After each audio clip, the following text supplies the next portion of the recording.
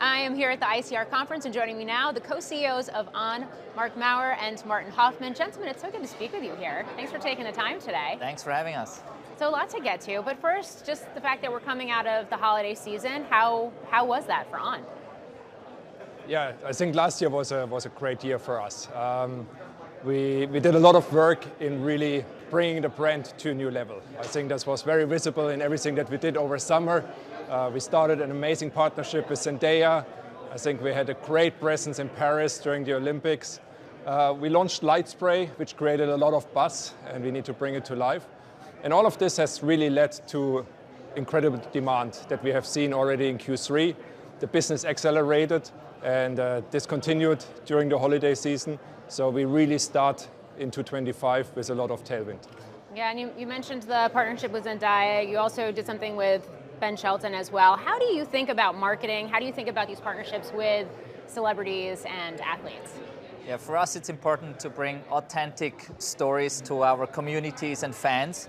And so we're very happy that we can partner with people like Zendaya and Ben, and they love to partner with us because I think we can bring them to life in a different way, and we can co-create product together as well. So what you will see from Zendaya and On in 25 is also a lot of her take add-on and her bringing her own vision to life. And so I think consumers are appreciating it, and it's fun for us to see how the whole brand awareness is elevated, which allows us to work from a much higher level than where we were in the beginning of 24.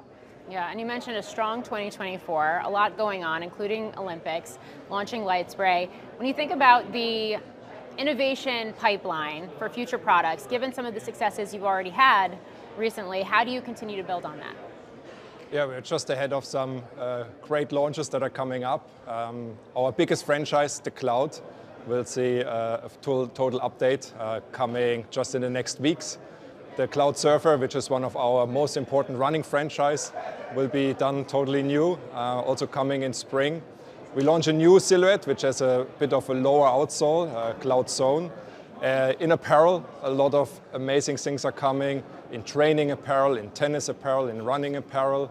So I think we already started with a lot of innovation last year with the new Cloud Monster, for example, the Cloud Boom, and this will continue this year. So we'll drive a lot of growth. I do want to get further into apparel, but first, just one more question, because it does seem, and as one analyst put it to me, the running category for sneakers is getting quote unquote crowded. So how do you cut through the noise? I think this is, we grew as a running brand first, and I think we cut through the noise through visible tech, which is our cloud technology, and through continued innovation and through a very unique design that we bring to the market. And so this is the journey we're on. We'll continue on that journey. And if you look at the Light Spray product, which is a very new upper logic that we're bringing to life, I think then this is cutting through the noise, and consumers are appreciating us for not bringing old stuff again, but for really bringing new innovation to the market and for making you feel better when you run as a runner. I do feel like folks know, consumers know On for the sneakers. You mentioned apparel, it's still a small piece of the business. Do you feel positioned to grow from here? What has the feedback been so far? The feedback is really strong now. We had to learn a lot. We first started with apparel back in 2016 and really had to learn that it is a different business of building an apparel brand than a footwear brand. But in our own retail environments, apparel already makes about 15% of sales. It works very well on e-com. It's not yet the first purchase where customers find the brand, but it's a follow-up purchase. And so we are very happy where it is. At the same time, it's still a small part of our business. We have the goal to bring it to 10% over the next 2 years and then grow it from there. But I think if we look in the future distance, apparel needs to play a strong role in our business. You mentioned e-commerce. E-commerce has been growing strongly, direct-to-consumer in general, growing very strongly.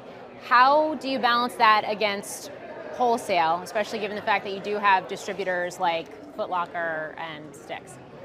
For us, we're really trying to look at it as an and. So in the end, we're trying to reach many different consumers and communities at their preferred point of sale. And so we grew On through wholesale, but we always had our own e-com engine as well. And It's about bringing the right product to the right consumer at the right time through the right channel. And over the last years, we've been able to grow both channels in parallel in a very positive way, always with our own channel slightly outgrowing the wholesale channel. Now also especially driven by own retail, where we're able to bring a very differentiated consumer experience, and consumers are appreciating kind of visiting our stores and getting a very unique proposition in there. What do you see the role of those company-owned stores playing? How many do you think is the right number? How should we think about expansion?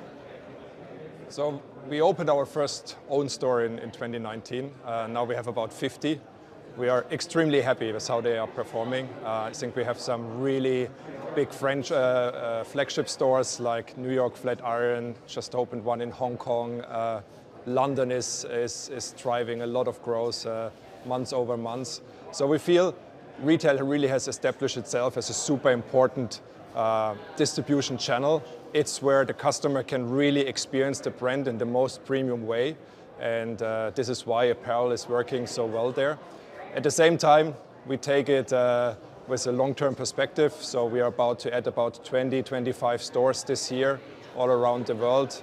The majority is in China, but also there are much bigger footprints, really flagship stores in Shanghai and other cities. So it's an addition. It's not a competition to the channels that we are in, but a very meaningful part of the business going forward. How are you gaming out the growth opportunity in China? I mean, we're hearing a lot about the softness in that economy and with consumers there.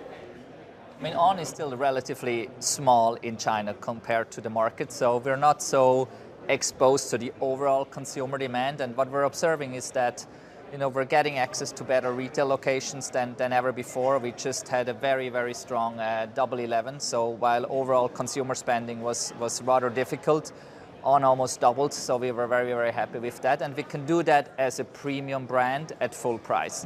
And so in a rather competitive and price-driven environment, we continue to bring a premium brand to life, and we're very excited about the growth opportunity in China and how the Chinese consumer is appreciating the On brand. Got to get your thoughts on the competitive landscape. Nike has a new CEO, has been tasked with a turnaround plan at that company. There's an expectation, at least among investors, that at some point it starts to grow again. What does that mean for On? It doesn't change what we do. So we focus on our products, on innovation. Sustainability is very important. Light spray, I think, is a great innovation where we can really revolutionize the industry, how product is made, how product looks. And so we focus on that. I think customers can expect that they see more brands in the retail stores, gives them more opportunities, more choice, which I think is a plus as well. And we have grown in times where a lot of brands were very strong, and so we will continue our path. And just finally, a macro question for you. How do you see the health of the consumer, whether it's here in the US, North America, or globally in 2025? I think the US paints a very positive picture, also what we were able to capture as a brand. And then, in some of the other markets, maybe Central Europe, where the picture is a bit more muted. The nice thing is we're playing in the running category to a large extent as well, and movement is such an essential part of what you're doing. So when overall consumer demand might be a bit lower, usually the running category is relatively resilient to that. And so that's who we are. We're about igniting the human spirit through movement. So how can we, independent of where consumer demand is, how can we get you excited to get out and moving? And that's what we're doing. All right, gentlemen, I appreciate the time. Mark Maurer and Martin Hoffman of On. Thank you. Thank you. Thanks for having us.